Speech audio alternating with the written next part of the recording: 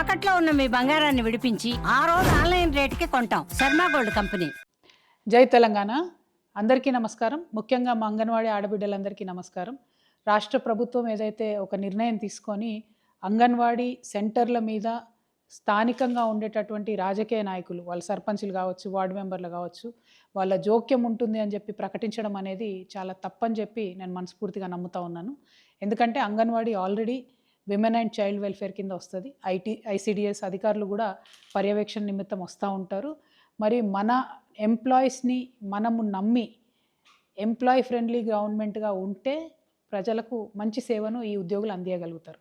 అంగన్వాడీ పథకం పెట్టినప్పటి నుంచి ఇప్పటి వరకు మన తెలంగాణలో ఉన్న చిన్నపిల్లలకు పౌష్టికాహార లోపం లేకుండా, మన గర్భిణులకు పౌష్టికాహార లోపం లేకుండా ఎంత పనైనా సరే వాళ్ళే వంటలు చేసి పెడుతూ అంగన్వాడీ టీచర్లు కావచ్చు, అంగన్వాడీ హెల్పర్లు కావచ్చు, పని చేస్తూ మన తెలంగాణ సమాజానికి ఒక వెన్నుముక్కగా నిలబడుతూ వచ్చిండ్రు. అటువంటి అంగన్వాడీ ఆడబిడ్డలను అవమానిస్తూ ఈ ప్రభుత్వం ఏదైతే సర్పంచులు, వార్డు మెంబర్లు వాళ్ళందరి పర్యవేక్షణ ఉంటుందని చెప్తున్నారో దాన్ని నేను తప్పుపడతా ఉన్నాను. ఖచ్చితంగా ప్రభుత్వం ఈ నిర్ణయం వెనక్కి తీసుకోవాలి. ఆల్రెడీ అంగన్వాడీ టీచర్లుగా ఉన్నటువంటి వాళ్ళు ఒక 4 రిజిస్టర్లు, 4 అప్లికేషన్లు మెయింటైన్ చేసే పరిస్థితి ఉన్నది. వాళ్ళకే ఇంకా కొంత హెల్ప్ని ఇవ్వాలి తప్పితే పైనుండి ఇంకా ప్రెషర్ పెంచే విధంగా పనిచేయడం కరెక్ట్ కాదు.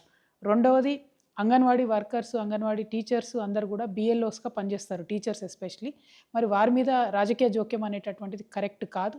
రేపటి నాడు ఎన్నికల్లో ఇంకొక అంశాల్లో కూడా ఒత్తిడి పెంచేటటువంటి ఆస్కారం ఉంటుంది. కాబట్టి ఈ నిర్ణయం తప్పు అని నేను మనస్ఫూర్తిగా నమ్ముతా ఉన్నాను.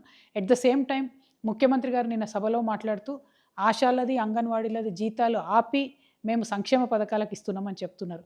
ఇది కూడా అన్యాయం.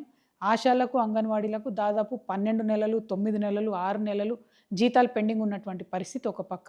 జీతాలు మీ ప్రభుత్వం వచ్చిన తర్వాత పెంచుతాము, కనీస గౌరవ వేతనం ఇస్తామని చెప్పి పెంచకపోవడం ఇంకొక అన్యాయం. 18,000 చేస్తానని మీరు మేనిఫెస్టోలో పెట్టిండ్రు, దానికోసం ఇంతవరకు మాట్లాడతలేరు. అవి పోగా మీరు సంక్షేమ పథకాల కోసం వీళ్ళ జీతాలు ఆపుతున్నామని చెప్తున్నారు.